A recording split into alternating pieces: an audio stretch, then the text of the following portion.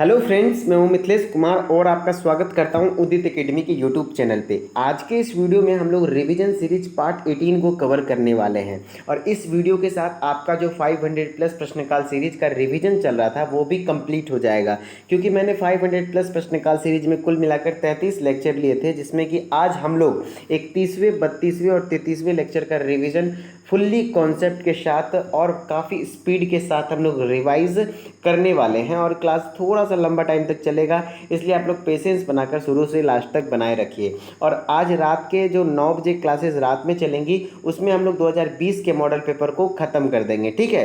Part 3 करेंगे। तो चलिए हम लोग क्लास को स्टार्ट करते हैं। और बहुत सारे बच्चे कमेंट करते हैं कि मुझे क्लासेस के नोटिफिकेशन में नहीं मिलते हैं। इसके लिए 2 काम करना पड़ेगा। या तो आप यूट्यूब चैनल को सब्सक्राइब करके नोटिफिकेशन बेल को ऑन कर दीजिए ऑल वाले सेक्शन में जाके, या तो आप टेलीग्राम चैनल उदित एकेडमी को ज्वाइन कर लीजिए, क्योंकि यहीं पे आपको क्लासेस के नोटिफिकेशन मिलते हैं और साथ ही साथ आपको क्लासेस के free of cost PDF notes भी मिलते हैं, ठीक है। और रेगुलर बेसिस पे क्विज भी करवाई जा रही हैं। तो चलिए हम लोग स्टार्ट करते हैं क्लास को। तो हमारे जो देखिए 31वां लेक्चर था उसमें हम लोग ह्यूमन फिजियोलॉजी का पार्ट 5 पढ़े थे। क्या पढ़े थे? ह्यूमन फिजियोलॉजी यानी मानव शरीर क्रिया विज्ञान के बारे में पढ़े थे, ठीक है। तो चलिए हम लोग क्वेश्चन को देखते हैं, फटाफट क्वेश्चन का आंसर आप लोग करते चलेंगे, ठीक है। हमारा पहला क्वेश्चन है, मनुष्य के शरीर में मुख्य नाइट्रोजनीय अपशिष्ट कौन सा होता है? तो जो मनुष्य के शरीर में जो मुख्य नाइट्रोजनीय अपशिष्ट होता है वो है यूरिया। कौन है? यूरिया है। और यूरिया का रासायनिक सूत्र क्या होता है? CONH2 whole 2। क्या होता है? CONH2 whole 2। क्लियर। चलिए अब हम लोग नेक्स्ट क्वेश्चन पे आते हैं। हमारा नेक्स्ट क्वेश्चन है, स्तनधारी इसमें यूरिया बनाते हैं। तो हमने जो पढ़ा कि मुख्य अपशिष्ट पदार्थ जो नाइट्रोजनीय अपशिष्ट पदार्थ है वो यूरिया है। तो आखिर बनता कहाँ है स्तनधारी में? तो वो हमारे यकृत में बनता है, यानी लीवर में बनता है। कहाँ बनता है? लीवर में बनता है, ठीक है। चलिए नेक्स्ट क्वेश्चन पे आते हैं। नेक्स्ट क्वेश्चन है, मानव शरीर में सबसे छोटी अंतःस्रावी ग्रंथि कौन सी है? तो मानव शरीर में जो सबसे छोटी अंतःस्रावी ग्रंथि है वो पीयूष ग्रंथि है, जिसे हम लोग पिट्यूटरी ग्लैंड भी कहते हैं, यानी पिट्यूटरी ग्रंथि कहते हैं। और पिट्यूटरी ग्रंथि को मास्टर ग्लैंड भी बोला जाता है। क्या बोला जाता है? मास्टर ग्लैंड बोला जाता है, ठीक है। चलिए नेक्स्ट क्वेश्चन पे आते हैं हम लोग। नेक्स्ट क्वेश्चन है, मूत्र का पीला रंग किसकी मौजूदगी के कारण होता है? तो मूत्र का जो पीला रंग है वो यूरोक्रोम की मौजूदगी का कारण होता है। किसकी मौजूदगी के कारण? यूरोक्रोम की मौजूदगी के कारण, ठीक है। चलिए नेक्स्ट क्वेश्चन है, किडनी का कार्यात्मक यूनिट है। तो किडनी का जो कार्यात्मक एवं संरचनात्मक इकाई है, यूनिट है, वो कौन है? नेफ्रॉन है। कौन है? नेफ्रॉन है, क्योंकि किडनी के अंतर्गत नेफ्रॉन पाया जाता है, किडनी के अंदर ही। और एक किडनी में 1 मिलियन नेफ्रॉन होता है। 1 मिलियन कहने का अर्थ हुआ कि 10 लाख किडनी नेफ्रॉन हुआ। तो एक किडनी में 10 लाख नेफ्रॉन, तो 2 किडनी अमूमन एक इंसान में पाया जाता है। तो इस प्रकार से एक इंसान के अंदर लगभग 20 लाख नेफ्रॉन पाए जाते हैं, ठीक है। चलिए नेक्स्ट क्वेश्चन में आते हैं, मानव शरीर में यूरिया का अधिकतम मात्रा किसमें पाई जाती है? तो मानव शरीर में जो यूरिया की अधिकतम मात्रा है वो मूत्र में पाई जाती है। किसमें? मूत्र में पाई जाती है, ठीक है। चलिए नेक्स्ट क्वेश्चन है हमारा, अपोहन यानी डायलिसिस का प्रयोग किस क्रिया को पूरा करने के लिए होता है? जो डायलिसिस टेक्निक है, अपोहन प्रक्रिया है, वो किसकी क्रिया को? तो किडनी की क्रिया को करने के लिए होता है। देखिए जब किसी इंसान का किडनी फेल हो जाता है, यानी किडनी ब्लड को फिल्टर नहीं कर पाता है, रक्त को नहीं छान पाता है, तब उसको आर्टिफिशियल किडनी से जोड़ा जाता है, यानी डायलिसिस से जोड़ा जाता है। तो डायलिसिस तब किया जाता है जब किडनी खराब हो जाता है, किडनी ब्लड को फिल्टर नहीं कर पा रहा होता है सही से, तब डायलिसिस किया जाता है। तो इसलिए आपका आंसर किडनी हो जाएगा। क्यों? क्योंकि अपोहन यानी डायलिसिस का प्रयोग जो होता है वो किडनी के काम को पूरा करने के लिए होता है, ठीक है। चलिए नेक्स्ट क्वेश्चन है हमारा, हेनले का लूप का कार्य संबंधित है। तो लूप ऑफ हेनले आपने पढ़ा होगा कि नेफ्रॉन का स्ट्रक्चर कुछ इस प्रकार से होता है, ये बोमेन कैप्सूल है, फिर इस प्रकार से कुछ स्ट्रक्चर होता है जिसको कि हम लोग लूप ऑफ हेनले कहते हैं। तो ये जो लूप ऑफ हेनले होता है नेफ्रॉन में होता है, और नेफ्रॉन किसके अंदर आता है? किडनी के अंदर आता है। और किडनी का फंक्शन क्या है? उत्सर्जन तंत्र से संबंधित है। तो आंसर क्या हो जाएगा? उत्सर्जन तंत्र से, ठीक है। चलिए नेक्स्ट क्वेश्चन हमारा क्या है, निम्नलिखित में से मनुष्य के शरीर में पाई जाने वाली ग्रंथि विहीन ग्रंथि कौन सी है? यानी क्या है? कौन सी? वाहिनी विहीन ग्रंथि कौन सी? यानी डक्टलेस ग्लैंड, यानी ऐसी ग्रंथि जिसमें कि नली ना हो, यानी वाहिनी ना हो, तो वो कौन सी है? अंतःस्रावी ग्रंथि, यानी एंडोक्राइन ग्लैंड्स है। क्या है? एंडोक्राइन ग्लैंड्स है, अंतःस्रावी ग्रंथि है, ठीक है। और अंतःस्रावी ग्रंथि के ही स्रावन को हम लोग क्या कहते हैं? हार्मोन कहते हैं। क्लियर। चलिए नेक्स्ट क्वेश्चन पे आते हैं हम लोग। वाहिनी विहीन ग्रंथियों के स्रावन को क्या कहते हैं? हार्मोन कहते हैं। देखिए कुछ इजी टाइप्स के क्वेश्चन हैं, फटाफट आप लोग आंसर करते चलिए, फिर हम लोग सही से आगे बढ़ते चलते हैं। ठीक है, फटाफट हम लोग क्वेश्चन करेंगे। इनमें से कौन सा अंतःस्रावी ग्रंथि नहीं है? क्वेश्चन क्या है? इनमें से कौन सा अंतःस्रावी ग्रंथि नहीं है? तो इनमें से जो कौन सा अंतःस्रावी ग्रंथि नहीं है तो कैसे टिक करेंगे? तो एड्रिनल जो ग्रंथि है वो एक प्रकार का अंतःस्रावी ग्रंथि है, फिर पिट्यूटरी भी एक प्रकार का अंतःस्रावी ग्रंथि है, और थायराइड भी एक प्रकार का अंतःस्रावी ग्रंथि है। आगे मैं एक डायग्राम दिखाऊंगा जिसमें कि आपको सारे अंतःस्रावी ग्रंथियों के नाम बता दूंगा, वो आप याद रखेंगे तो इस प्रकार के क्वेश्चन को आप कर पाएंगे। ठीक है, लेकिन यकृत एक प्रकार का अंतःस्रावी ग्रंथि नहीं है। ठीक है, और शरीर का सबसे बड़ा ग्रंथि यदि बोल दे तो यकृत ही होता है, लेकिन यही बोलते कि शरीर की सबसे बड़ी अंतःस्रावी ग्रंथि तब थायराइड ग्रंथि हो जाएगा, और शरीर की सबसे छोटी अंतःस्रावी ग्रंथि तब पिट्यूटरी ग्रंथि हो जाएगा। ठीक है, चलिए नेक्स्ट क्वेश्चन है हमारा क्या? पिट्यूटरी ग्रंथि कहाँ स्थित होती है? तो पिट्यूटरी ग्रंथि जो हमारे मस्तिष्क में स्थित है। देखिए जो हमारे मस्तिष्क में 3 ऐसा अंतःस्रावी ग्रंथि है जो कि प्रेजेंट है। कौन कौन सा? एक हाइपोथैलेमस, दूसरा पिट्यूटरी और तीसरा पिनियल ग्लैंड। ठीक है, ये तीनों हमारे मस्तिष्क में पाया जाता है। ठीक है, चलिए नेक्स्ट क्वेश्चन क्या है? नेक्स्ट क्वेश्चन है गाय और भैंस के थन में दूध उतारने के लिए किस हार्मोन की सुई लगाई जाती है? तो देखिए जो गाय और भैंस के थन में जो दूध उतारने के लिए सुई लगाई जाती है वो हार्मोन कौन सा होता है? ऑक्सीटोसिन। कौन सा हार्मोन होता है? ऑक्सीटोसिन हार्मोन होता है। और एक बात बता दें, जैसे कि जितने भी ह्यूमंस में है, फीमेल में, किसमें? ह्यूमंस के फीमेल में, इंसान के मादा में जो हार्मोन होता है, 2 हार्मोन आपको ध्यान रखना है, ऑक्सीटोसिन और प्रोलैक्टिन। जो प्रोलैक्टिन हार्मोन होता है वो दुग्ध उत्पादक हार्मोन है, यानी मिल्क प्रोड्यूसिंग हार्मोन है। मिल्क का जो प्रोडक्शन होता है वो प्रोलैक्टिन के कारण होता है, लेकिन जो मिल्क का इजैकुलेशन होता है, जैसे कि बच्चा जब ब्रेस्ट फीडिंग के लिए मुंह लगाता है माँ के निपल में, तो क्या होता है? तो वो दूध बाहर आता है। तो दूध बाहर आने के लिए वहाँ पे कौन सा हार्मोन रिलीज होता है? ऑक्सीटोसिन। यही ऑक्सीटोसिन क्या करता है? वहाँ से दूध को इजैकुलेट करता है। ठीक है, तो ऑक्सीटोसिन क्या है? मिल्क इजैकुलेटिंग हार्मोन है, और ये जो प्रोलैक्टिन है मिल्क प्रोड्यूसिंग हार्मोन कहलाता है। ठीक है, चलिए नेक्स्ट क्वेश्चन क्या है? थायराइड ग्रंथि से थायरोक्सिन स्रावित करने के लिए थायराइड ग्लैंड से थायरोक्सिन स्रावित करने के लिए उत्तेजित करने वाला अंतःस्रावी हार्मोन कौन सा है? तो देखिए जो थायराइड ग्लैंड है थायरोक्सिन हार्मोन रिलीज करता है, और थायरोक्सिन हार्मोन रिलीज करने के लिए थायराइड ग्लैंड को क्या करना पड़ता है? उत्तेजित करना पड़ता है। तो आखिर कौन सा हार्मोन है जो कि थायराइड ग्लैंड को उत्तेजित करता है? तो थायराइड ग्लैंड को उत्तेजित करने वाला हार्मोन थायराइड स्टिमुलेटिंग हार्मोन है। क्या है? TSH है। और ये TSH कौन बनाता है? तो पिट्यूटरी ग्लैंड बनाता है। कौन बनाता है? पिट्यूटरी ग्लैंड बनाता है। ठीक है, और फिर थायरोक्सिन के बारे में जान लीजिए कि थायरोक्सिन को एक और नाम जाना जाता है T4 हार्मोन, और T4 हार्मोन का पूरा नाम ये भी बोला जाता है टेट्रा आयोडोथायरोनिन हार्मोन, और इसमें आयोडीन पाया जाता है। क्या पाया जाता है? आयोडीन पाया जाता है। ठीक है, चलिए अब हम लोग नेक्स्ट क्वेश्चन पे आते हैं। हमारा नेक्स्ट क्वेश्चन है वृद्धि हार्मोन, ग्रोथ हार्मोन कहाँ से स्रावित होता है? तो जो वृद्धि हार्मोन है यानी ग्रोथ हार्मोन है वो पिट्यूटरी से स्रावित होता है। किससे? पिट्यूटरी ग्लैंड से स्रावित होता है, यानी पिट्यूटरी भी एक प्रकार का अंतःस्रावी ग्रंथि है, और पिट्यूटरी से वृद्धि हार्मोन का रिलीज होता है। ठीक है, सिक्रीशन होता है। नेक्स्ट क्वेश्चन है हमारा क्या? ऑक्सीटोसिन हार्मोन स्रावित होता है, यहाँ साबित नहीं होगा, स्रावित करने वाली ग्रंथि है। तो जो ऑक्सीटोसिन हार्मोन है यानी मिल्क एजेकुलेटिंग हार्मोन है, उसका जो सिक्रीशन होता है वो कौन करता है? तो उसका भी सिक्रीशन कौन करता है? पीयूष ग्रंथि करता है, यानी पिट्यूटरी ग्रंथि करता है। ठीक है, चलिए हम लोग नेक्स्ट क्वेश्चन देखते हैं। हमारा नेक्स्ट क्वेश्चन क्या है? नेक्स्ट क्वेश्चन है आयोडीन की कमी से होने वाले रोग गलगंड यानी गोइटर में किस ग्रंथि की अभिवृद्धि हो जाती है? देखिए आयोडीन की कमी होने पर आपको पता है कि हमारे गले के पास बहुत ज़्यादा फूल जाता है, गला बहुत बड़ा हो जाता है, तो उस बीमारी को हम लोग ग्वाइटर कहते हैं। आपने बचपन से ही पढ़ा। लेकिन किस ग्रंथि के कारण? तो गला के पास कौन सा ग्रंथि पाया जाता है? तो आपको पता होगा जो गला के पास ग्रंथि पाया जाता है वो थायराइड ग्रंथि है। कौन सा है? थायराइड ग्रंथि है। तो वही थायराइड ग्रंथि का अभिवृद्धि के कारण ग्वाइटर बीमारी होता है। क्लियर? तो थायराइड ग्रंथि का साइज बढ़ जाता है ग्वाइटर बीमारी में। ओके, तो चलिए हम लोग अब 32वें लेक्चर के कंटेंट को कंप्लीटली रिवाइज करते हैं। ओके, चलिए हम लोगों के पास 32वें लेक्चर का कंटेंट आ चुका है, तो चलिए हम लोग इसको रिवाइज करते हैं। ठीक है, तो हमारा फर्स्ट क्वेश्चन क्या है? Take 1 second. जो हमारा फर्स्ट क्वेश्चन है वो क्वेश्चन को मैं थोड़ा सा जूम कर देता हूँ ताकि आपको आराम से दिख सके। हमारा क्वेश्चन है पीनियल ग्रंथि कहाँ स्थित होता है। जो पीनियल ग्रंथि है वो हमारे मस्तिष्क में स्थित होता है। मैंने बताया कि 3 अंतःस्रावी ऐसे ग्रंथि हैं जो कि हमारे मस्तिष्क में स्थित होता है। कौन कौन सा? एक हाइपोथैलेमस है, दूसरा पीनियल है, तीसरा पिट्यूटरी है जो कि हमारे मस्तिष्क में स्थित होता है। और ये सभी थायराइड, ये जो एंडोक्राइन ग्लैंड्स हैं, इन सभी के नाम याद रख लीजिए, ताकि अगर इस प्रकार का क्वेश्चन आता है कि निम्नलिखित में से कौन सा अंतःस्रावी ग्रंथि है या नहीं है, तब आप छांट पाएँ। ठीक है, चलिए नेक्स्ट क्वेश्चन है हमारा क्या?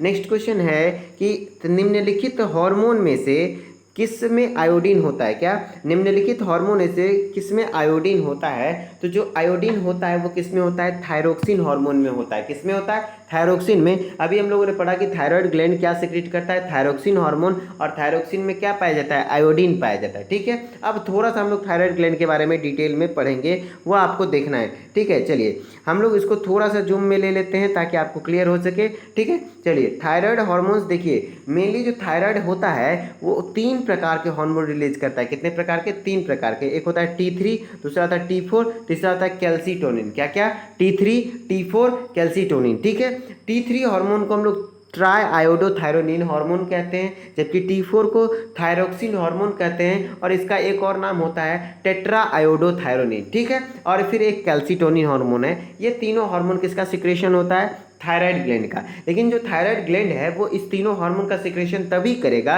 जब उसको स्टिमुलेट किया जाए, और इसको स्टिमुलेट करने के लिए TSH हार्मोन का जरूरत पड़ता है। किसका? TSH। और वो TSH कौन बनाता है? तो पिट्यूटरी ग्लैंड। लेकिन पिट्यूटरी ग्लैंड भी TSH तब बनाएगा जब उसको कौन देगा? हाइपोथैलेमस TRH रिलीज करेगा। क्या करेगा? TRH। देखिए ऐसा होता है कि थायराइड ग्लैंड को एक्टिवेट करने के लिए सबसे पहले हाइपोथैलेमस कौन सा हार्मोन बनाता है? TRH। TRH मतलब क्या हुआ? Thyroid releasing hormone. क्या? Thyroid releasing hormone. ठीक है, तब पिट्यूटरी एक्टिव होता है। पिट्यूटरी एक्टिव होने के बाद क्या बनाता है? TSH यानी थायराइड स्टिमुलेटिंग हार्मोन। तब जाकर के थायराइड ग्लैंड एक्टिव होता है। फिर थायराइड ग्लैंड क्या बनाता है? 3 प्रकार के हॉर्मोन्स बनाता है, T3, T4 and calcitonin. Okay, इसी कारण से हम लोग क्या कहते हैं, क्योंकि थायराइड ग्लैंड को भी एक्टिव मतलब कौन कर रहा है? स्टिमुलेट, तो पिट्यूटरी कर रहा है, तो इस कारण से पिट्यूटरी को हम लोग मास्टर ग्लैंड कहते हैं। जबकि पिट्यूटरी को भी स्टिमुलेट कौन कर रहा है? हाइपोथैलेमस कर रहा है, तो हाइपोथैलेमस को हम लोग head master of the gland कहते हैं, यानी master of the master. Master का भी मास्टर किसको कहते हैं? हाइपोथैलेमस को कहते हैं। और एक ट्रिक बता दूं, जिसमें भी RH लगा रहे, क्या RH यानी रिलीजिंग हार्मोन लगा रहे, चाहे TRH हो या फिर कोई भी RH वाला हार्मोन हो, वो हाइपोथैलेमस का सिक्रेशन होता है। किसका सिक्रेशन होता है? हाइपोथैलेमस का सिक्रेशन होता है। ठीक है, चलिए नेक्स्ट क्वेश्चन पे आते हैं हम लोग। नेक्स्ट क्वेश्चन क्या है हमारा? नेक्स्ट क्वेश्चन है शरीर में सबसे बड़ी अंतःस्रावी ग्रंथि कौन सी है? शरीर में सबसे बड़ी अंतःस्रावी ग्रंथि कौन सी है? तो वह थायराइड ग्रंथि। कौन सी ग्रंथि है? थायराइड ग्रंथि, जो कि हमारे गर्दन के पास, गले के पास पाई जाती है। ठीक है, और इसी ग्रंथि के बड़े होने के कारण अभिवृद्धि हो जाता है। कौन सी बीमारी में? ग्वाइटर बीमारी में। कौन से कारण होता है? आयोडीन की कमी होने का कारण ग्वाइटर होता है, और ग्वाइटर बीमारी में होने के कारण क्या हो जाता है? थायराइड ग्रंथि का साइज बढ़ जाता है। ठीक है, चलिए नेक्स्ट क्वेश्चन आता है हमारा क्या?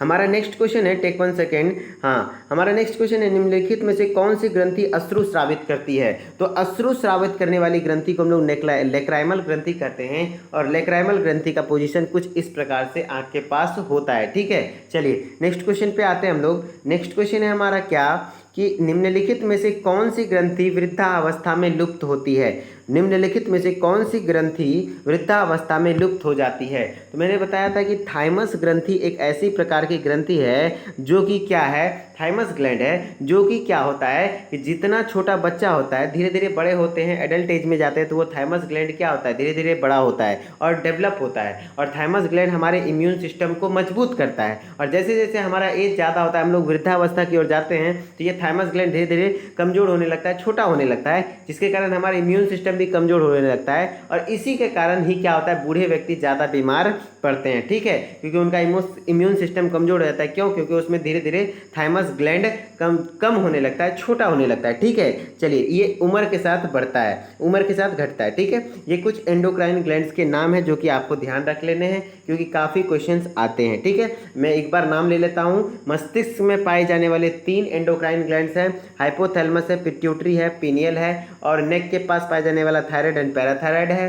फिर थाइमस ग्लैंड है जो कि उम्र के साथ ये हार्मोन, ये जो ग्लैंड है वो घटता है, छोटा होता है। फिर पेनक्रियाज एक प्रकार का मिश्रित ग्रंथि यानी हेट्रोक्राइन ग्लैंड है, यानी दोनों प्रकार से बिहेव करता है, एक्सोक्राइन भी और एंडोक्राइन भी। ठीक है, आगे हम लोग पढ़ेंगे इसके बारे में। फिर ये एड्रिनल ग्लैंड है, फिर ये ओवरी फीमेल में होता है, टेस्टिस मेल में होता है। ठीक है, चलिए नेक्स्ट क्वेश्चन हमारा क्या है। नेक्स्ट क्वेश्चन मादा जनन हार्मोन है। जो मादा जनन हार्मोन है, एस्ट्रोजेन भी है, प्रोजेस्टेरॉन भी है और रिलैक्सिन भी है। तो यहाँ पे तीनों आंसर सही है, तो इस कारण से उपयुक्त में से सभी हो जाएगा। जो मादा जनन हार्मोन होता है ये तीनों होता है। ठीक है, चलिए नेक्स्ट क्वेश्चन है हमारा क्या कि नर लैंगिक हार्मोन है। तो नर लैंगिक हार्मोन कौन सा है? तो नर लैंगिक हार्मोन आपका टेस्टोस्टेरोन हो जाएगा। क्या हो जाएगा? टेस्टोस्टेरोन हार्मोन नर लैंगिक हार्मोन है। क्लियर। चलिए नेक्स्ट क्वेश्चन हमारा क्या है। हमारा नेक्स्ट क्वेश्चन है कौन सा हार्मोन लड़ो, क्या है कौन सा हार्मोन लड़ो हार्मोन कहलाता है। लड़ो देखिए यहाँ पे उड़ो भी लिखाएगा, लड़ो उड़ो हार्मोन यानी fight flight and fright, triple F, F hormone कहलाता है। वो कौन सा है? Adrenaline hormone. और एड्रीनलिन हार्मोन को इमरजेंसी हार्मोन भी कहते हैं। यदि आप किसी इमरजेंसी सिचुएशन में आते हैं तो आपको कौन हैंडल करता है? कौन सा हार्मोन? Adrenaline hormone. ठीक है, और जीवन रक्षक हार्मोन भी इसी ही कहा जाता है। ठीक है, एड्रीनलिन हार्मोन को ही कहा जाता है। चलिए नेक्स्ट क्वेश्चन पे आते हैं हम लोग। हमारा नेक्स्ट क्वेश्चन क्या है? जीवन रक्षक हार्मोन जो एड्रीनलिन को कहा जाता है वो किस ग्रंथि से स्रावित होता है? तो एड्रीनल ग्रंथि से स्रावित होता है। किसके द्वारा? एड्रीनल ग्रंथि से स्रावित होता है, जो कि किडनी के ऊपर प्रेजेंट होता है। किसके ऊपर? किडनी के ऊपर प्रेजेंट होता है। ठीक है, चलिए नेक्स्ट क्वेश्चन है हमारा क्या। हमारे नेक्स्ट क्वेश्चन को आप ध्यान से देखेंगे। क्वेश्चन है मानव शरीर की कौन सी ग्रंथि एक साथ अंतःस्रावित तथा बाह्यस्रावित दोनों की तरह कार्य करती है? अभी कुछ देर पहले मैंने बताया कि अग्नाशय यानी पेनक्रियाज है जो कि दोनों की तरह बिहेव करती है, एक्सोक्राइन भी और एंडोक्राइन यानी अंतःस्रावी और बाह्यस्रावित दोनों की तरह। तो अग्नाशय क्या है? एक मिश्रित ग्रंथि है। ठीक है, अब हम लोग अग्नाशय के बारे में थोड़ा सा डिटेल पढ़ेंगे, आराम से आप देखते हैं। ठीक है, देखिए पेनक्रियाज जो है एक प्रकार का हेट्रोक्राइन ग्लैंड है। क्या है? हेट्रोक्राइन ग्लैंड है यानी मिश्रित ग्रंथि है। ठीक है, और इसके एंडोक्राइन यानी क्या होता है? हेट्रोक्राइन मतलब एक्सोक्राइन भी है, एंडोक्राइन भी है। ठीक है, लेकिन इसके एंडोक्राइन के पार्ट के बारे में अभी हम लोग पढ़ेंगे। तो एंडोक्राइन पार्ट जो का नाम है उसको हम लोग आइलेट्स ऑफ लैंगरहैंस कहते हैं। क्या कहते हैं? आइलेट्स ऑफ लैंगरहैंस कहते हैं। और इसके पास 4 टाइप्स के सेल पाए जाते हैं। कितने टाइप्स के सेल पाए जाते हैं? 4 टाइप्स के सेल। एक होता है अल्फा सेल, बीटा सेल, फिर है delta cell and P cell. तो अल्फा सेल क्या सिक्रीट करता है? तो अल्फा सेल ग्लूकागोन सिक्रीट करता है। क्या सिक्रीट करता है? ग्लूकागोन। बीटा सेल क्या सिक्रीट करता है? इंसुलिन सिक्रीट करता है। और डेल्टा सेल क्या सिक्रीट करता है? सोमेटोस्टेटिन सिक्रीट करता है। और पी सेल क्या सिक्रीट करता है? पेनक्रिएटिक पॉलीपेप्टाइड हार्मोन सिक्रीट करता है। ठीक है, लेकिन आपको उतना याद नहीं रखना है, लेकिन अल्फा बीटा एंड डेल्टा याद रखिए, ये तीनों का याद रखिए। फिर इंसुलिन एंड ग्लूकागोन का वर्क पूछा जाता है। तो इंसुलिन का काम क्या है? ब्लड में ग्लूकोज के लेवल को कम करना। क्या काम है? ब्लड में ग्लूकोज के लेवल को कम करना। कैसे कम करेगा? तो ब्लड में जो ग्लूकोज है उसको ग्लाइकोजन में कन्वर्ट करेगा और उस ग्लाइकोजन को कहाँ स्टोर करेगा? लीवर में। ठीक है, फिर आपका जो ग्लूकागोन है उसका काम क्या है? ब्लड में ग्लूकोज के लेवल को बढ़ाना। तो ब्लड में ग्लूकोज के लेवल को कैसे बढ़ेगा? जो लीवर में स्टोर्ड है ग्लाइकोजन उसको ग्लूकोज में कन्वर्ट करेगा। इस प्रकार से आपका ये इंसुलिन और ग्लूकागोन काम करता है। ठीक है, चलिए अब हम लोग नेक्स्ट क्वेश्चन पे आते हैं। हमारा नेक्स्ट क्वेश्चन क्या है? निम्नलिखित में से कौन सा एक हार्मोन है? तो कौन सा एक हार्मोन है? इंसुलिन हार्मोन है। कौन सा है? इंसुलिन हार्मोन है। ठीक है, चलिए नेक्स्ट क्वेश्चन है हमारा क्या। निम्नलिखित में से किस कोशिका से इंसुलिन स्रावित होता है? तो इंसुलिन स्रावित होता है बीटा कोशिका से। हमने अभी तुरंत बताया कि बीटा कोशिका के द्वारा जो स्रावित होता है वो क्या होता है? इंसुलिन होता है। और अल्फा कोशिका के द्वारा स्रावित होता है ग्लूकागोन होता है। और डेल्टा सेल के द्वारा जो होता है वो क्या होता है? सोमेटोस्टेटिन होता है। ठीक है, चलिए नेक्स्ट क्वेश्चन पे आते हैं हम लोग। नेक्स्ट क्वेश्चन है हमारा इंसुलिन उत्पादित क्या है? इंसुलिन उत्पादित होता है तो किसके द्वारा? इंसुलिन जो उत्पादित होता है वो किसके द्वारा होता है? पेनक्रियाज के द्वारा होता है। किसके द्वारा?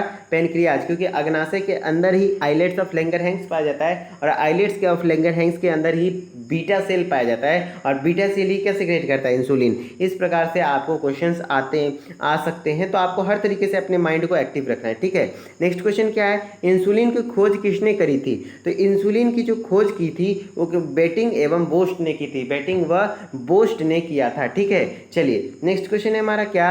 हमारा नेक्स्ट क्वेश्चन है आइलेट्स ऑफ लैंगरहैंस जो इंसुलिन का क्या है? आइलेट्स ऑफ लैंगरहैंस जो इंसुलिन का स्राव करते हैं कहाँ स्थित होते हैं? तो आइलेट्स ऑफ लैंगरहैंस जो है वो अग्नाशय में स्थित होते हैं। कहाँ? अग्नाशय, क्योंकि हमने पढ़ा है कि अग्नाशय के ही एंडोक्राइन पार्ट को, अंतःस्रावी पार्ट को आइलेट्स ऑफ लैंगरहैंस कहते हैं। ठीक है, और आइलेट्स ऑफ लैंगरहैंस के अंदर ही alpha beta delta P cell पाया जाता है, और वही जो बीटा सेल है वही इंसुलिन सिक्रीट करता है। ठीक है, चलिए नेक्स्ट क्वेश्चन हमारा क्या है? हमारा नेक्स्ट क्वेश्चन है, किस अम्ल के मांसपेशियों में जमा होने के कारण मनुष्य को थकान महसूस होती है?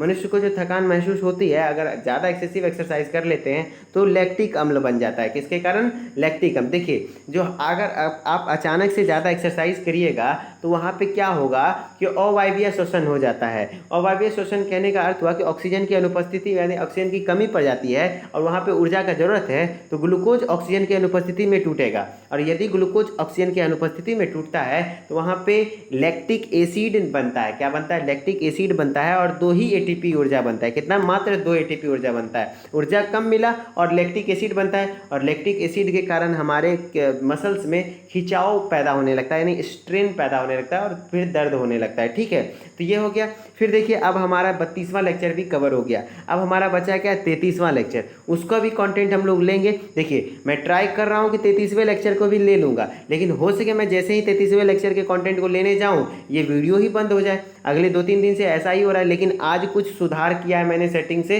तो चल रहा है क्लासेस। ठीक है, तो देखिए इस प्रकार से हम लोग करते हैं। अगर बंद हो जाता है क्लास, ठीक है, अचानक से, तो मैं जस्ट इसके जैसे ही क्लास खत्म होगा, इसके 2 या 3 मिनट के बाद वो भी लेक्चर अपलोड हो जाएगा, वो भी लेक्चर आपका चालू हो जाएगा, 33वां भी, क्योंकि आज सुबह 9 बजे मुझे 9 बजे वाले क्लास में ही इसे रिवीजन सीरीज को एंड करना है। ठीक है, तब मैं मॉडल पेपर सीरीज का भी रिवीजन स्टार्ट कर दूंगा। ठीक है, चलिए हम लोग ट्राई करते हैं 33वें लेक्चर के कंटेंट को लाने का। यदि आता है तो बहुत बेहतर, अगर नहीं आता है तो बस 5 मिनट के बाद दूसरा लेक्चर अपलोड हो जाएगा। ठीक है, जब ये आपका ख़त्म होगा। चलिए हम लोग पहले ट्राई करते हैं। ओके, चलिए बहुत बहुत अच्छा फील हो रहा है, क्योंकि मेरे पास कंटेंट आ गया। मतलब एक सेटिंग के कारण ही इतना परेशानी हो रहा है। आपको विश्वास नहीं होगा कि अभी सुबह के 3 बज रहे हैं, 3:46 AM हो रहा है, ये सुबह के 3:46 हो रहे हैं। 3:46 पे मैं जग के आपके लिए लेक्चर रेडी कर रहा हूँ। आपको पता होगा कि मैं बताता हूँ कि मैं लेक्चर पहले ही से ही रिकॉर्ड कर लेता हूँ, उसके बाद उसे प्रीमियर करता हूँ। प्रीमियर करने का मकसद बस एक यही होता है, ताकि आपको आंसर करने का आदत बन जाए, आंसर देने का आदत बन जाए, जिससे कि फिर मैं बोलता हूँ आंसर तो आप मैच कर लिया करो। और जब मैं लेक्चर अपलोड करता हूँ 9 बजे आपके मॉर्निंग में, तो मॉर्निंग में जब 9 बजे लेक्चर अपलोड करता हूँ तो उसी बीच में मैं मेस में खाना खाने जाता हूँ। देन आप जब लेक्चर चल रहा होता है तो मैं खुद उस लाइव में रहता हूँ और आपके कमेंट्स पढ़ते रहता हूँ कि कितने बच्चे रेगुलर बेसिस पे क्लासेस करते हैं। ठीक है, तो आपका डेटा मेरे पास रहता है, मैं भी आपके कमेंट्स को पढ़ता हूँ, लेकिन जो क्लास है मैं पहले से रिकॉर्ड कर रहा होता हूँ। कुछ दिन में मैं सिस्टम ले लूँगा ना, लैपटॉप ले लूँगा, तो लाइव क्लास करूँगा, लेकिन ये मोबाइल से सिस्टम नहीं हो पा रहा है उतना अच्छा। लेकिन कोई बात नहीं, जो भी हमारे पास सुविधा है उसी में हम अपना बेस्ट देने का ट्राई करेंगे। ठीक है, चलिए हम लोग पहले रिविज़न करते हैं, उसके बाद आपसे कुछ बातें करेंगे। क्लास में ज़्यादा बकवासी नहीं करने का। ओके, चलिए हम लोग पहले क्लास स्टार्ट करते हैं। जो क्लास है, हमारा क्वेश्चन क्या है? क्वेश्चन को थोड़ा सा जूम कर लेते हैं। क्वेश्चन है, मानव शरीर के, एक सेकेंड, मानव शरीर के निम्नलिखित अंगों में से कॉर्निया किसका भाग है? जो मानव शरीर का जो मतलब कॉर्निया किसका भाग है? तो आंख का भाग है। ये तो काफ़ी इजी क्वेश्चन हो गया। देखिए, कभी कभार इसी टाइप्स के क्वेश्चन भी आते हैं आपके एग्जाम में, कि कुछ ऐसा अंग दे देगा, कोई पार्ट दे देगा और पूछेगा वो किस पार्ट से, किस बॉडी पार्ट का अंग है। ठीक है, इस जैसे कि कॉर्निया दे दिया तो किसका पार्ट है? आई का पार्ट है। तो मैं आई के बारे में कुछ स्ट्रक्चर बता देता हूं जो कि आपको ध्यान रखने हैं। देखिए, आपको जो है आइरिस और प्यूपिल के वर्क्स के बारे में भी ध्यान रखना है, जो कि आगे मैंने क्वेश्चन सेट किया है। ठीक है, तो देखिए, जो आंखों में बीच में ब्लैक कलर का होता है उसको हम लोग क्या कहते हैं? प्यूपिल यानी पुतली कहते हैं। और जो साइड लाइट कलर का होता है उसे हम लोग आइरिस कहते हैं। और जो ये वाइट कलर का दिख रहा है उसको स्क्लेरा कहते हैं। क्या कहते हैं? स्क्लेरा कहते हैं। और जो ये पीछे साइड होता है उसको हम लोग रेटिना कहते हैं, और रेटिना पे ही वस्तु का प्रतिबिंब बनता है, और ये क्या है? लेंस है। तो कुछ कुछ आंख के पार्ट याद रखना है, जैसे कि लेंस हो गया, कॉर्निया हो गया, कॉर्निया यहाँ पे होता है जो कि नेत्रदान में प्रयुक्त होता है। सिर्फ कॉर्निया, जो नेत्रदान जो किया जाता है तो क्या पूरा आंख लगाया जाता है? नहीं, सिर्फ कॉर्निया ही लगाया जाता है। ठीक है, फिर ये प्यूपिल है जो कि बीच में ब्लैक साइड होता है, फिर आइरिस है, फिर ये स्क्लेरा है। इतना पार्ट्स आप आंख के बारे में याद रखिए, देन अगर इस प्रकार का क्वेश्चन आता है तो आप छांट सकेंगे। ठीक है, चलिए नेक्स्ट क्वेश्चन पे आते हैं हम लोग। नेक्स्ट क्वेश्चन है हमारा क्या, नेत्रदान में क्या है, नेत्रदान में आंख का कौन सा भाग प्रयुक्त किया जाता है। जो नेत्रदान में आंख का कौन सा भाग है, कॉर्निया। अभी हमने तुरंत पढ़ा था ना कि कॉर्निया ही सिर्फ जब नेत्रदान होता है पूरा आंख नहीं लगाया जाता है, आंख नहीं निकाला जाता है, सिर्फ कॉर्निया निकाला जाता है। ठीक है, चलिए नेक्स्ट क्वेश्चन हमारा क्या है, हमारा नेक्स्ट क्वेश्चन है नेत्र में प्रवेश करने वाली प्रकाश की मात्रा क्या है। नेत्र में प्रवेश करने वाली प्रकाश की मात्रा का नियंत्रण निम्न में से किस अंग के द्वारा होता है। तो देखिए जो नेत्र में प्रवेश करती है कौन, प्रकाश की मात्रा, उसका नियंत्रण हमारा आइरिस करता है। क्या करता है, आइरिस करता है। क्या करता है, आइरिस। आइरिस का काम ही है कि हमारे आई को जो अत्यधिक प्रकाश में आए तो उसको नियंत्रण करना, किसको नियंत्रण करना, वो किसका काम है, आइरिस का काम है। किसके कैसे करता है, तो ये पुतली के आकार को छोटा और बड़ा करके। ठीक है, तो हम लोग आगे पढ़ेंगे कि डीम लाइट में क्या होता है, या फिर अच्छा लाइट होता है, पूरा ब्राइट लाइट होता है तो उसमें क्या होता है। ठीक है, आगे हम लोग क्वेश्चन सेट किए हैं। ठीक है, चलिए हम लोग एक बगल से सारे क्वेश्चन को देखते चलेंगे। अब बहुत दिन से ऐसा क्लास मैं नहीं ले पा रहा था, मैं सोच रहा था कि मैक्सिमम वीडियो के कंटेंट को कवर करूं, रिवाइज करवा सकूं, लेकिन पता नहीं क्या सेटिंग हो गया था। लेकिन आज काफ़ी मेहनत करने के बाद मैं 2-3 बार लेक्चर्स रिकॉर्ड कर करके, कल भी आपके लेक्चर्स आते रात में, लेकिन कर करके बीच बीच में 15 मिनट पे कट जाता था, 20 मिनट पे कट जाता था। तो आज लग रहा है कि सक्सेसफुल हो जाएगा लास्ट तक क्लास। अगर बीच में कहीं कटा तो आज मैं ये लेक्चर अपलोड कर दूंगा, इसलिए मैं पहले बता दे रहा हूँ। ठीक है, चलिए हम लोग क्वेश्चन करते हैं पहले।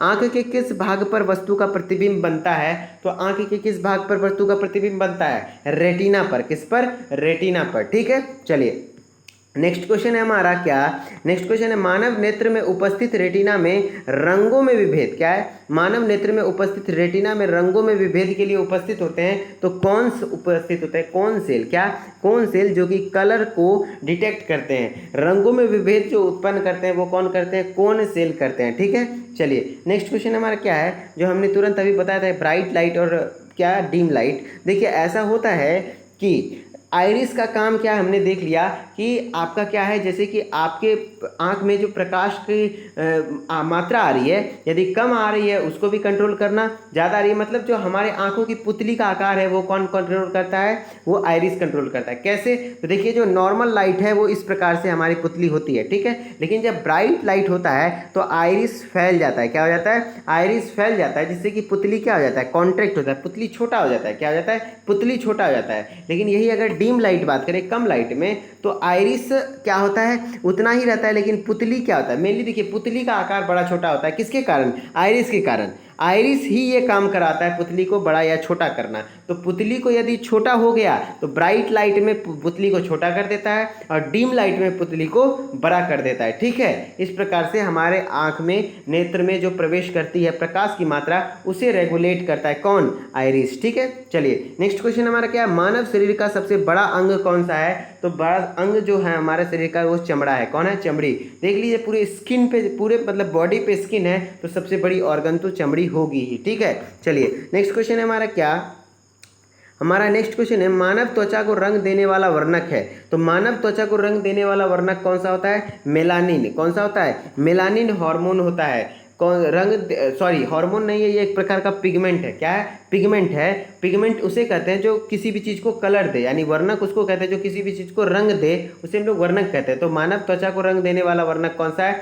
मेलानिन है। क्या है, मेलानिन। वो किसके द्वारा सिक्रेट होता है, तो मेलेनोसाइट के द्वारा। किसके द्वारा, किस कोशिका के द्वारा, मेलेनोसाइट के द्वारा। जिसमें मेलानिन ज़्यादा से ज़्यादा होता है उसका रंग थोड़ा श्यावला हो जाता है, और जिसमें मेलानिन की संख्या, मेलानिन की मात्रा कम होती है वो थोड़ा सी ब्यूटी होती है, मतलब गोरी होती हैं या फिर गोरा होता है। ठीक है, चलिए नेक्स्ट क्वेश्चन आता है हमारा क्या, नेक्स्ट क्वेश्चन है हमारा त्वचा की ऊपरी सतह कहलाती है। हम तो भाई काले इंसान हैं, हम में मेलानिन बहुत ज़्यादा है।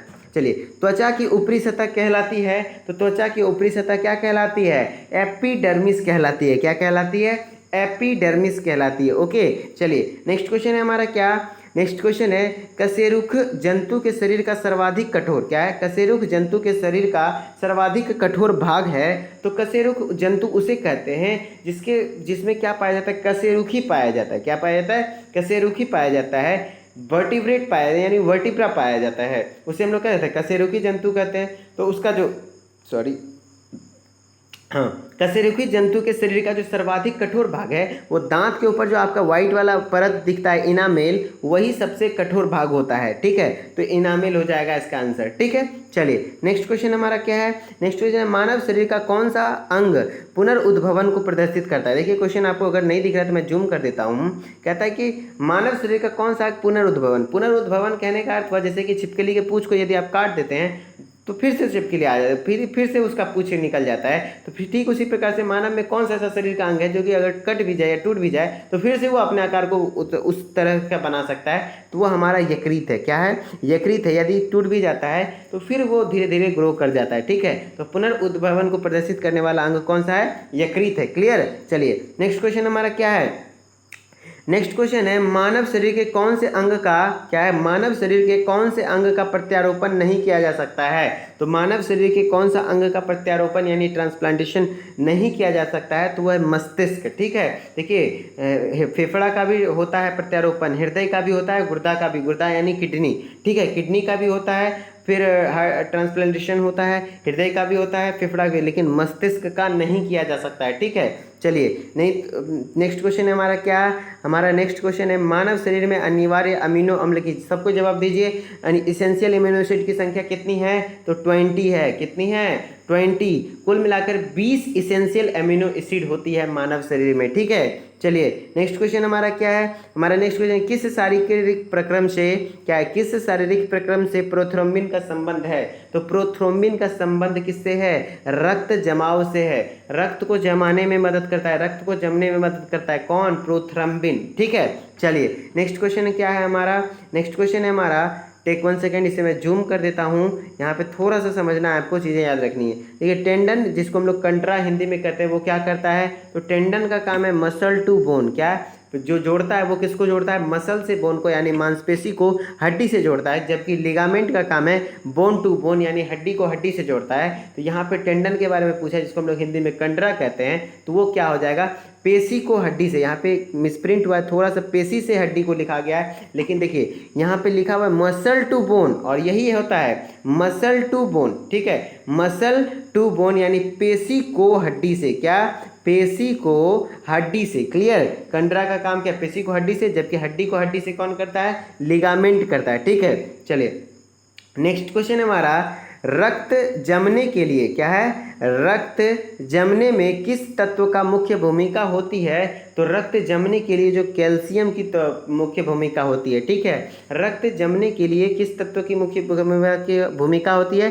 कैल्शियम +2 की जरूरत होती है। ठीक है, चलिए नेक्स्ट क्वेश्चन है हमारा क्या। नेक्स्ट क्वेश्चन है सर्वग्राही, आप लोग बताइए इसका आंसर। सर्वग्राही कौन सी रुधिर वर्ग को कहा जाता है?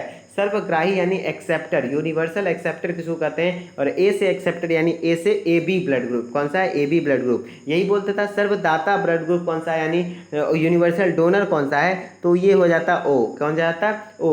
यूनिवर्सल डोनर होता है O, जबकि यूनिवर्सल एक्सेप्टर यानी सर्वग्राही हो जाएगा AB, और सर्वदाता कौन जाएगा? O। ठीक है, चलिए नेक्स्ट क्वेश्चन हमारा क्या है। अब हमारा क्वेश्चन खत्म हो गया, फाइनली रिवीजन सीरीज हमारा खत्म हुआ। अब भी यहाँ इस प्रकार से हम लोगों ने पूरे 33 लेक्चर को फिर से एक बार रिवाइज किया, 2 बार हम लोगों ने इसको भी रिवाइज कर लिया है। अब हमारा बात रहा, अब मेरा कहना रहा कि आप लोग पीछे के लेक्चर्स को खुद से भी रिवाइज कर लीजिए। पर डे 2 से 3 से 4 लेक्चर को देख लीजिए, 2-3 घंटे बायोलॉजी 1.5x पे देखिए। ठीक है, पूरे प्रश्नकाल सीरीज को एक बार पूरा वाच कर लीजिए। पूरा DNA RNA सब वाला क्वेश्चन काफ़ी इंपॉर्टेंट है, वहाँ से क्वेश्चन जरूर से जरूर आएंगे, तो आपको देखना ही देखना है। ठीक है, फिर आपका मॉडल पेपर 2020 का आज रात के 9 बजे जो क्लासेज आएंगी उसमें मैं कंप्लीट कर दूंगा। फिर बचेगा 2021 का मॉडल पेपर, वो कर दूंगा। उसके बाद और साथ ही साथ रिवीजन भी करवाऊंगा 2017 के मॉडल पेपर का। सुबह शाम के क्लासेस में आप टेलीग्राम को ज्वाइन कर लीजिए। ठीक है, सब्सक्राइब करना है तो कर लीजिए भैया, आपके लिए सहूलियत होगा, करना चाहिए आपको, क्योंकि आपको नोटिफिकेशन टाइम पे मिल जाएगा। ठीक है, तब ताकि आप क्लास में आ पाएंगे। ठीक है, और एक्चुअली में देखिए मैं बता रहा हूँ ना कि ये क्लासेस मैं पहले रिकॉर्ड करता हूँ, उसके बाद प्रीमियर करता हूँ। ठीक है, ये एक्चुअली में लाइव नहीं होता है, बस इसलिए प्रीमियर करता हूँ ताकि आपको आंसर देने का मौका मिले। ताकि आप आंसर देते हैं तो आपका आदत बनता है ना कि क्वेश्चन खुद से पढ़ के पहले आंसर देने की कोशिश करते हैं, फिर आप हम जो जो बोलते हैं उससे आंसर आप मैच कर लेते हैं, ठीक है। और ऐसा होता है ना कि जब लेक्चर चल रही होती है तो मैं भी लेक्चर देख रहा होता हूँ और आपके कमेंट्स को खास करके मैं देखता हूँ कि इतने बच्चे रेगुलर क्लास देखते हैं। बहुत सारे बच्चों का तो मेरा नाम, मुझे नाम भी याद हो गया, लेकिन मैं नाम कितना कर लूँगा। लेकिन जैसे कि दीपक यादव, इस प्रकार से रिया नाम की कुछ लड़की हैं, फिर गुरु गेमर नाम से हैं, कुछ हैं जो कि रेगुलर वॉच करते हैं। मतलब मैं सभी, ऐसा नहीं कि यही 3 बच्चे हैं, बहुत सारे बच्चे हैं और भी बच्चे हैं जिनका भी नाम मुझे याद है, लेकिन मैं कितने बच्चों का नाम लूँगा। तो देखिए बात है कि मैं भी चाहता हूँ कि आपको मैक्सिमम क्लासेस प्रोवाइड करूँ, लेकिन मेरे पास उतना व्यवस्था भी नहीं है अभी फ़िलहाल। लेकिन टेंशन नहीं लेने का, व्यवस्था हो जाएगा। मैं भी सोच रहा हूँ कि अभी लैपटॉप कुछ दिन में ले लूँ, लेकिन अभी मेरे पास भी समय उतना नहीं बच पा रहा है, ठीक है। और थोड़ा सा भी प्रॉब्लम है, बहुत मुश्किल से समय निकाल के अभी आप लोगों को बता दूं कि थोड़ा सा आपको दिख रहा होगा तो मॉर्निंग के 4 बज रहे हैं। 3 बजे उठ के मैंने क्लासेस लेने की सोची, क्योंकि मॉर्निंग में फिर मुझे कुछ समय नहीं मिल पाएगा। इस कारण से फिर ये क्लासेस 9 बजे मैं अपलोड कर दूंगा और 9 बजे मेरे को मेस में खाना मिलता है, तो उसी दौरान खाना खाने के दौरान मैं क्लासेस को भी देख लेता हूँ और आपके कॉमेंट्स को भी पढ़ता हूँ, ठीक है। तो इसलिए आप लोग कॉमेंट्स में बहुत ज़्यादा बातचीत भी करते हैं, ये भी मैंने देखा है। इसको भी आप लोग थोड़ा कम कीजिए, क्योंकि कमेंट्स में यदि आप बातचीत करेंगे तो फिर आप क्वेश्चन पे कंसंट्रेट नहीं करेंगे, और क्वेश्चन पे कंसंट्रेट नहीं करेंगे फिर आपके एग्जाम में क्वेश्चन आएगा तो आपको देखा हुआ लगेगा नहीं, फिर देखा हुआ लगेगा नहीं तो फिर आप मुझे ब्लेम करेंगे कि आपने तो पढ़ाया ही नहीं। तो इस प्रकार से आपको कमेंट्स में ज़्यादा कमेंटबाजी नहीं करना है, सीधा आंसर दीजिए, ठीक है। आंसर दीजिए, या फिर आपको वो भी नहीं करना है तो आप सीधा साधी से देखते चलिए वीडियो को, ठीक है।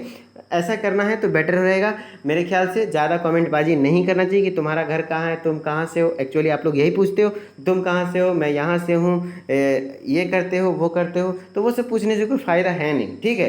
तो चलिए हम लोग मिलते हैं शाम के 9 बजे वाले क्लास में। 2020 के मॉडल पेपर का पार्ट 3 यानी 2020 का मॉडल पेपर को भी हम लोग क्लास कर देंगे, ठीक है। तो ओके, बाय बाय।